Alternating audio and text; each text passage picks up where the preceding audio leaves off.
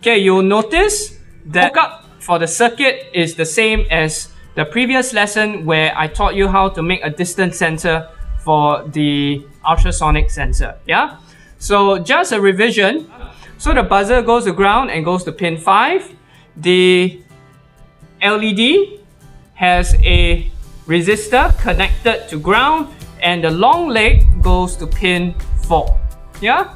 For the ultrasonic sensor, well, ground goes to ground and VCC goes to VCC, the power rails there, and the trigger goes to pin 7, whereas the echo goes to pin 2. So all this is all the same. I hope you didn't dismantle the circuit from past week because it's exactly the same. But today what we're going to do is that we're going to use this circuit and we're going to get it to control the car motors. Alright, so let's get to it.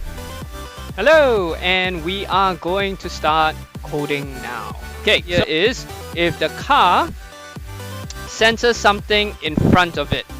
I want it to stop and I want it to do something. Alright, I don't want it to carry on, bang. No, that's bad. So I want it to stop and either turn left, turn right, reverse, whatever it is. Okay, so that's the whole idea. Okay, so as usual, make sure you have Arduino Uno selected, and we are going to robots to tell MBlock that we are going to form a Arduino program. Let's get this bigger a bit. I'm growing. Oh, my eyesight is bad. Okay, so Arduino program, and we want something to happen forever. Okay, as usual, we want to control it like a slave forever. So forever loop goes in. If you remember, if we are going to work with a ultrasonic sensor, we want to create a variable called ultrasonic distance. Go to data and blocks, make a variable, call it ultrasonic distance. Call it David's distance for all I care, you know, just a name. But choose an appropriate name, please. Okay, so ultrasonic distance. And what we want it to do is we want to set the ultrasonic distance to read certain feedback from the pins. Right? And in this case, the pin from the echo and trigger happens to come from pin 7 and pin 2. So let's get Arduino to take the ultrasonic distance from these two pins. Alright, so let's look for them. Here we are. So we are going to tell Arduino to take the trigger pin at pin 7 and the echo pin at pin 2. Okay? And this is what we want to do. We want to create a if-else statement. Okay? So we go to control. We choose a if-else statement. Okay? If something happens, then do something, or else do something else. Okay? So the else, if there's a blockage in front, do whatever we want it to do, or else we want it to go forward, right? Now, what I want to do is to create certain blocks now. It's going to make our lives a lot easier. Okay, so we are going to go to data and blocks, and we are going to make a block.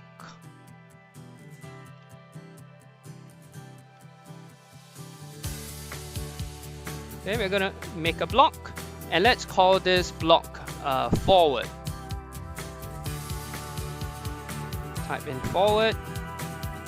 Right, and we are going to create a block, and this block is going to have instructions to tell the car to go forward, right? And so I need to go to robots, and what I'm going to do is that I'm going to create digital pin 12 and 13, set digital pin here, duplicate this, bam, over here, digital pin 12 and digital pin 13, as both high. So this tells me that both motors, left and right motors, go forward. High means go forward. All right. And we want to set the brakes to low. So brakes are at digital pin 9 and 8. So let's duplicate this 2 and 9 left brake and 8 right brake. So we want to turn off the brake, so we put it at low and low. And now that we have, okay, go forward, turn off the brakes, we want to give it some speed. Yeah. So we're going to set the analog pin, which is here, PWM pin.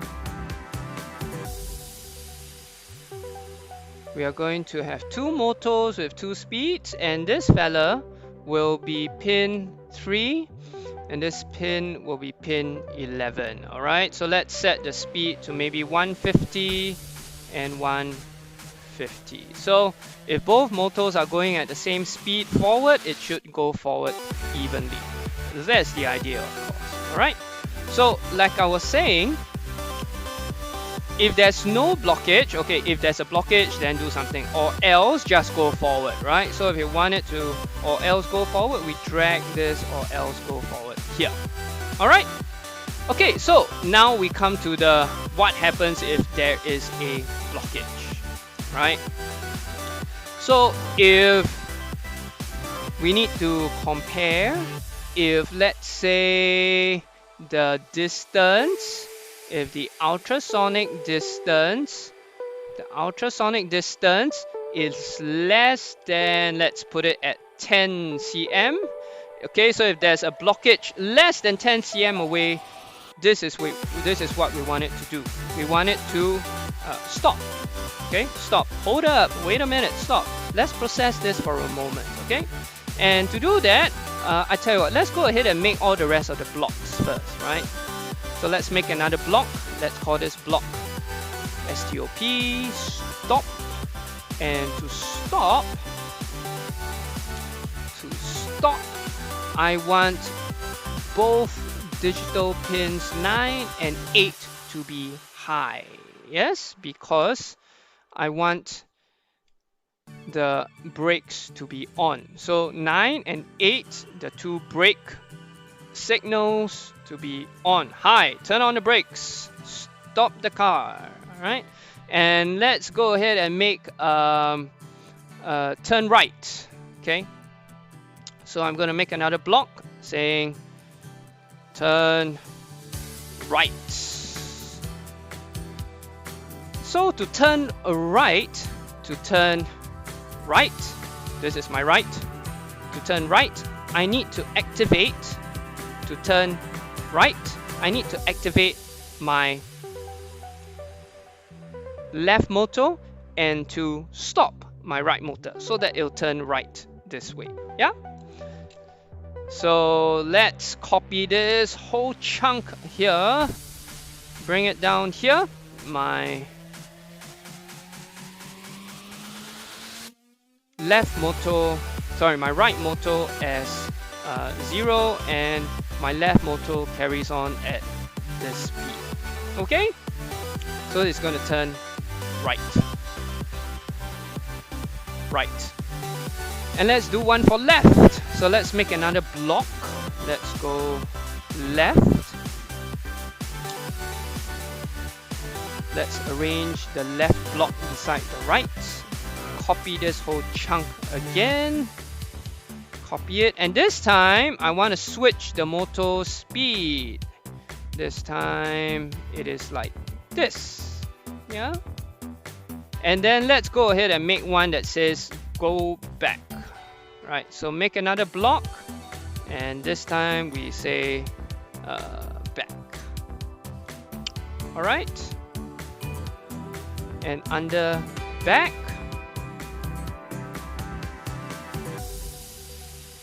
duplicate. Under back, we want the motor to reverse, so pins 12 and 13 we go low to say go backwards.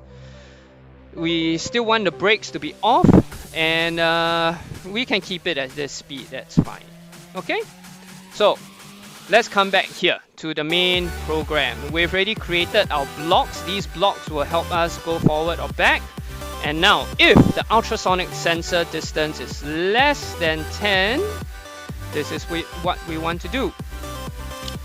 First of all, stop. Okay, first of all, stop. Hold it. Wait a minute. And maybe let's stop for half a second. Let's do that. Stop for 0.5 seconds. And what we are going to do is that we're going to come back here. What I want to do is I want to make another variable called robot choice.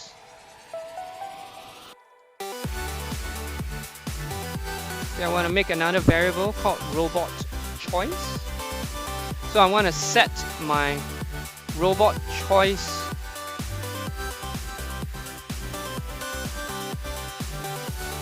I'm going to set a robot choice to a random number. So let's get it to pick randomly from 1 to 2 maybe. Yeah, 1 to 2. So if, now we come back to another control.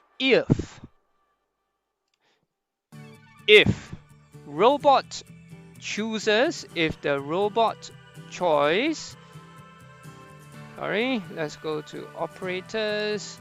If the robot